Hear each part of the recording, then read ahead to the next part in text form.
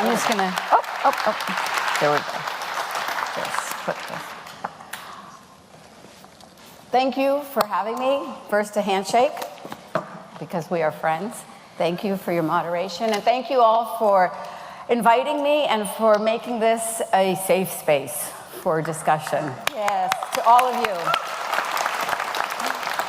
For my explanation of my perspective, I want to take you back to a moment that was a deciding moment for me in the last election. It was the horror of the Orlando attack on the Pulse nightclub. You all know what happened. A young man went into this nightclub, and in the name of Islam, he slaughtered young men and women and those in between who he believed were criminals in the eyes of God, in the eyes of his faith. I watched in horror as a Muslim, because this is too often the bloodshed that I have seen and we have seen in the name of my faith for over a decade. I waited for the political response, and we received what we had been getting for the last 8 years from the Obama administration. Walking on eggshells, a refusal to acknowledge the Islam and Islamic extremism. From Hillary Clinton, the Democratic candidate that I should have been supporting because she was a feminist like myself, because for every election before this last election, I had voted for a Democrat, we got a muted response. And from the new commander-in-chief, we received his usual subtleties that we need to defeat Islamic radicalism. And that was the kind of straight talk that I, as a Muslim, want. That is the kind of straight talk that I, as a feminist, want, as I'm fighting interpretations of my religion that not only inspire a young man to go into a nightclub and kill dancers and party revelers, but also demand that women in the state of Iran cover their hair so that they can never feel the wind in their hair, or demand that an atheist blogger named Raif Badawi should be in jail because he decides to write against the government of Saudi Arabia. As a human being on this earth, as a humanist, I do not believe in the values of this extremist Islam. And I believe that everyone should be united without any sense of politics on the fundamental right that we've heard about over this morning and afternoon towards enlightenment, towards individual rights, towards humanity. Thank you. And so, over that summer, I reflected deeply about this presidential election that was everywhere in the headlines. I watched as Donald Trump then talked about this so-called Muslim ban. I listened as he wondered why the wife of the Gold Star family was silent as they spoke at the Democratic convention. And I continued to watch the complete muzzled response of the Democratic Party to Islamic extremism and issues of the crisis that we face with strict interpretations of Islam in the world today. So last November 8th, I did something I never did before. I cast my ballot for the Republican nominee for president.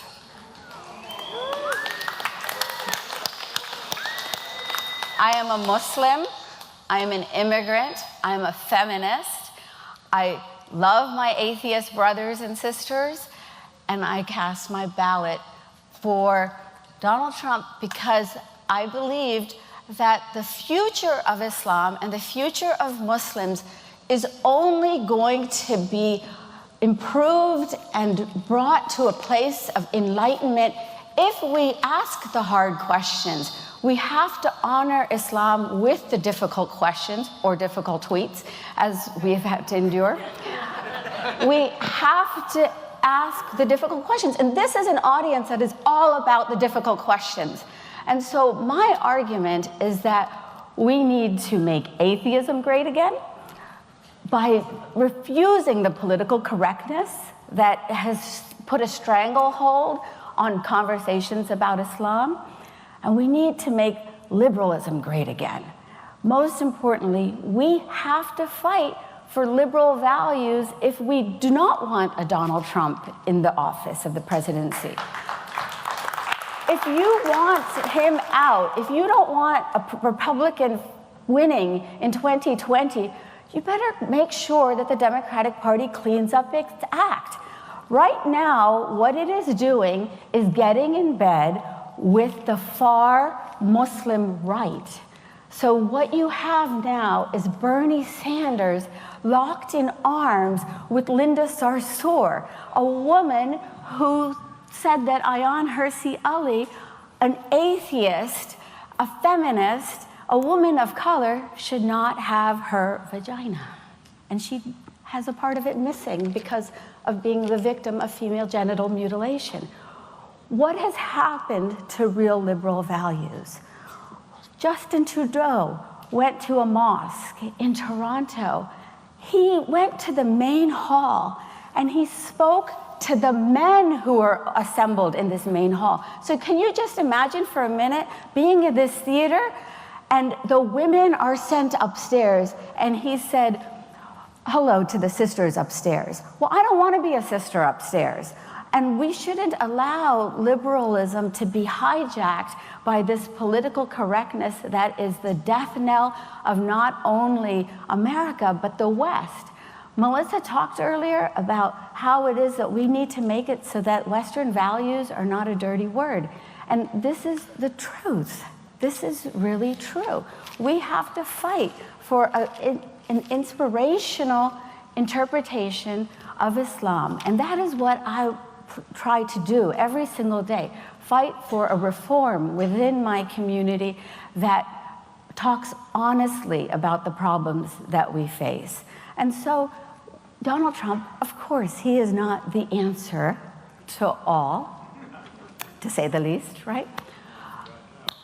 But he is what will continue to be created, and it is, if the Democrats and the liberals refuse the honesty and critical thinking that is completely sucking the life out of the debate on Islamic extremism. We have to stand up for feminist values. We have to stand up for secular governance. We have to stand up for peace. And as long as you allow the Liberal Party, the Democratic Party, and liberals to continue to pull their punches on the tough questions within Islam, the future is dark. And so what I invite you to do is stand with moral courage with me and all the other Muslim reformers who are taking the risks that others have taken inside your own community to challenge conventional wisdom, to challenge the status quo. That is how we are connected, because you are the black sheep. I am the black sheep also in my community. And we know how to fight, sounds like, just like you guys. We know how to eat our own. And this is something that cannot happen for enlightened ideas to move forward in the world. We need to stand together for a future that is bright, that is honest, that has critical thinking. And in that way, I believe atheists and Muslim reformers can stand together. And we have, over this last year, the example of Donald Trump with all of his subtleties, again, as an inspiration. So thank you.